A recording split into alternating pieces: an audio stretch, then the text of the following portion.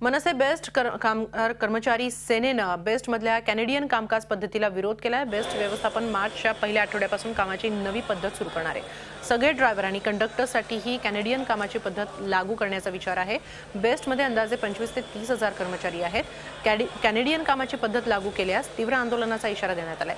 4 तास काम, 4 तास विश्रांती आणि पुन्हा 4 तास काम अशी ही कॅनेडियन कामाची पद्धत आहे। बेस्ट व्यवस्थापनातल्या अधिकाऱ्यांनी कॅनडा दौरा केला होता, त्यानंतर ही पद्धत मुंबईतही लागू करण्याचा विचार आहे। आणि ही जी कॅनेडियन शेड्यूलची पद्धत आहे ही 100% आपल्या मुंबई शहरामध्ये ही इम्प्लिमेंट करणं चुकीचं आहे।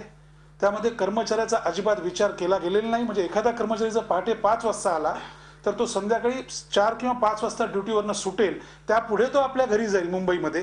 म्हणजे तो घरी जाणार कधी, आराम करणार कधी? कारण विश्रांतीगृह ही इकडची काय म्हणजे वर्णनात्मक आहे, त्याच्यावर काही बोलणं सुद्धा मूर्खपणाचं आहे। ह्यांच्या घरांची अवस्था बघा। मग त्यांनी घरी जायचं कधी, संसार कधी करायचा आणि परत कधी यायचं? त्यामुळे हे जे काही कॅनडा शेड्यूल आहे याला आमचा 100% प्रखर विरोध राहणार आणि त्याची कृपया प्रशासनाने वेळीच दखल घ्यावी। अन्यथा काही विघटित गोष्टी घडल्यास त्यास संपूर्णपणे प्रशासन जबाबदार राहील। नेमकी कॅनेडियन कामकाजाची पद्धत काय आहे, कशी आहे पाहूया। बेस्टमधली कामाची पद्धत बदलण्यासाठी कॅनेडियन कंपनीला कॉन्ट्रॅक्ट देण्यात आलेला आहे। कॅनेडियन कंपनीनं बेस्टच्या सगळ्या डेपोमध्ये सर्व्हे केला। 4 तास काम, 4 तास विश्रांती आणि 4 तास पुन्हा कामाची शिफारस करण्यात आली आहे। बसेसचे ड्रायव्हर्स, कंडक्टर्सना या पद्धतीनं काम करण्याची शिफारस आहे। कॅनेडियन कामकाजानुसार 12 तासांची शिफ्ट होते।